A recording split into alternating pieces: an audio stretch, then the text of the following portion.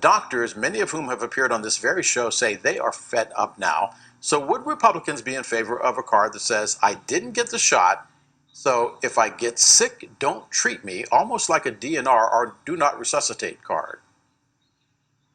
I think that's a very provocative thing for anyone to say or even agree with, because at the end of the day, it's similar to just saying because you know the dangers of smoking cigarettes, then a doctor, you can just sign a letter and then a doctor says, well, I won't treat you because you knew the dangers of smoking cigarettes and so you ended up getting cancer. What we're finding across the state, it doesn't matter, across the country, I think there's a big difference between what happens on social media, and I'm sure all of us can agree that on social media, you have a bunch of social media scientists and lawyers who say a lot of things. But if you look at what happened in Alabama, if you look at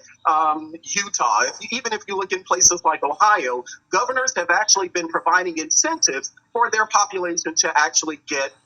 vaccinated. So I think there's a distinction to be made between the push for vaccine, which Trump has actually pushed for himself and was criticized for it early on and even now, versus mask mandates. I think that's what the big discussion is, whether or not you should mandate vaccines or encourage vaccines versus